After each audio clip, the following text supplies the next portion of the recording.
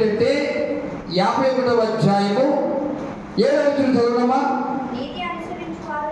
నీతి అనుసరించువారులారా నా మాట వినుడి, నా బోధను హృదయమందుకున్న జనులారా ఆలకించుడి. ఏమా? మనుషులు పెట్టు నిందకు భయపడకుడి, వారి దూషణ మాటలకు దిగులు పడకుడి. దేవునికి స్తోత్రం చెబుదాం. అందరూ చప్పటి పరిశుద్ధ ఆత్మదేవుని కనపరుచుకుందాం. ఒకటి భయపడకుడి అంటున్నాడు, రెండవది దిగులు పడకుడి అంటున్నాడు. దేనికి భయపడకుడు, దేనికి దిగులు పడకుడి అంటున్నాడంటే మనుషులు పెట్టు నిందలకు. మనుషులు పెట్టే నిందలు చాలా రకరకాలుగా ఉంటాయి. ఇవన్నీ మన చెవులో పడినప్పుడు భయపడతాం, దిగులు పడతాం.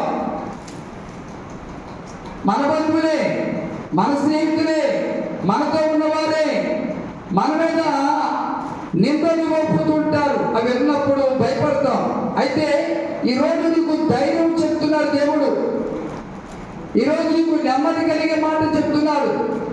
1 కోటి రూపాయల మాట ఆయన తెలియజేస్తున్నాడు. ఏమిటంటే నీతిని అనుసరించువారులారా నా మాట వినండి.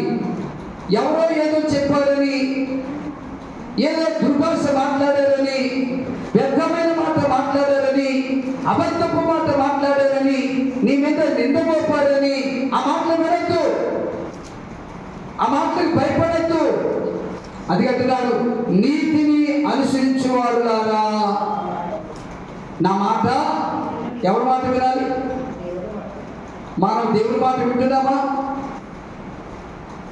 దేవుని మాట విని వాటి ప్రకారం చేస్తున్నామా? గత రాత్రి పరిశుద్ధాత్మదేవుడు మాట్లాడాడు. అదే యెషయా గ్రంథం 3వ అధ్యాయము గుర్తుందా? మర్చిపోయా. 3వ అధ్యాయం 10వ వచనం. మీకు మేలు కలుగునని అది ఎవరితో చెప్పాలట? నీతిమంతుడు చెప్పాలి. ఏమని? మేలు కలిగిందని. ఎవరికి మేలు?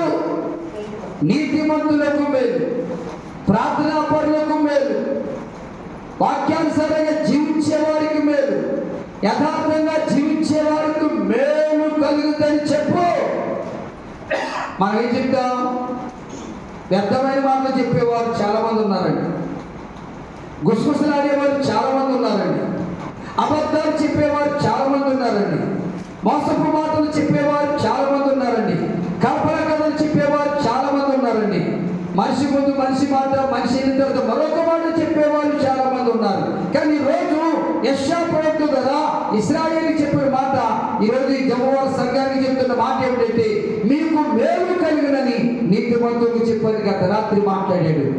కానీ ఈరోజు ఈ పునరుద్ధాన మందు ఆత్మదేవుడు చెప్తున్న మాట ఏమిటంటే నీతిని అనుసరించువారులారా. యెహోవా మాట లేక నా మాట?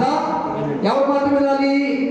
దేవుని మాట వినాలి. దేవుని మాట వినండి, మా ఆయన మాట వింటానండి. దేవుని మాట వినండి, నా భార్య మాట వింటానండి. దేవుని మాట వినండి, మా బంధువుల మాట వింటానండి.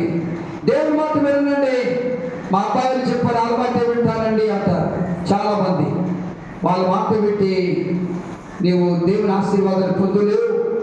వాళ్ళ మాటలు విని వాళ్ళ మాటల ప్రకారం చేస్తే ఈ శరీరానికి అనుగుణాలు కావు, ఈ రక్తానికి అనుగుణాలు కావు.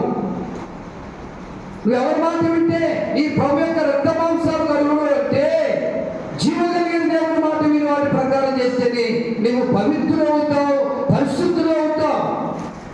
మనుషుల మాటలు కళ్ళబొల్లుల మాటలు కల్పించుకుని చెప్తారు, అబద్ధపు మాటలు చెప్తారు, మోసకరమైన మాటలు చెప్తారు.